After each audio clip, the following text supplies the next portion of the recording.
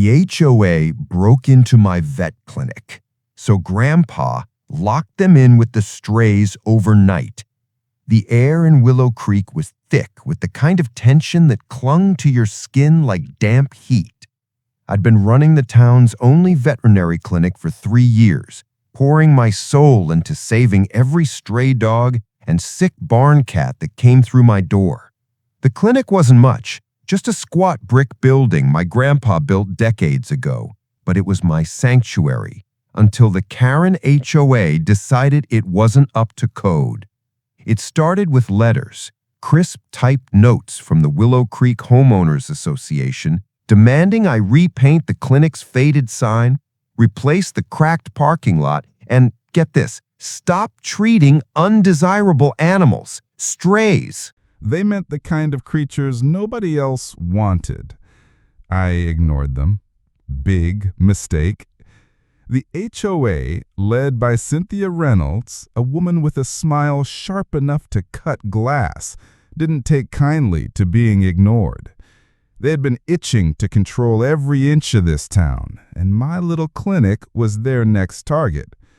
Last Tuesday, I was stitching up a Labrador's paw when I heard the front door crash open. Cynthia stormed in, flanked by 2 of her cronies, Mark, a realtor with a permanent smirk, and Linda, who clutched her purse like it held state secrets. "This place is a blight," Cynthia snapped, waving a clipboard. "We're shutting you down unless you comply." I tried to stay calm, explaining that the clinic was grandfathered in, exempt from their petty rules. But Cynthia wasn't listening. She started snapping photos, shoving past me to the back where cages of recovering animals lined the walls. That's when I lost it. "Get out," I shouted, my voice shaking. They didn't budge. Then Grandpa walked in. At 78, he's a wiry man with hands like leather and eyes that could stare down a bear. He built this clinic with his own hands, and he wasn't about to let some clipboard-wielding tyrants tear it apart. "You're trespassing," he said, voice low but deadly. Cynthia laughed, a sound like breaking ice. "We're protecting this community," she sneered. That's when Grandpa did something I'll never forget. He grabbed a padlock from the counter, stepped outside, and slammed the clinic door shut, locking it with a click that echoed like a gunshot.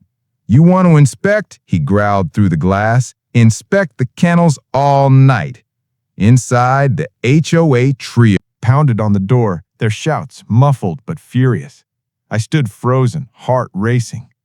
"Grandpa, you can't," I started, but he cut me off. "They broke in, Ellie. They don't get to walk away." The animals in the back whimpered, sensing the chaos. I wanted to unlock the door to de-escalate, but something in Grandpa's eyes stopped me. He wasn't just defending the clinic. He was defending me, our family, every underdog we'd ever saved. By morning, word had spread. A small crowd gathered outside. Neighbors, clients, even old Mrs. Delaney, who had been feeding strays for years. Cynthia and her crew were still inside, disheveled and furious, banging on the windows. I unlocked the door, and they stumbled out, reeking of dog shampoo and indignation. "You'll pay for this," Cynthia hissed. Perfect hair, now a mess, but the crowd wasn't on her side. Mrs. Delaney stepped forward, her voice trembling but clear. "You don't get to bully Ellie," she said. "This clinic's the heart of this town."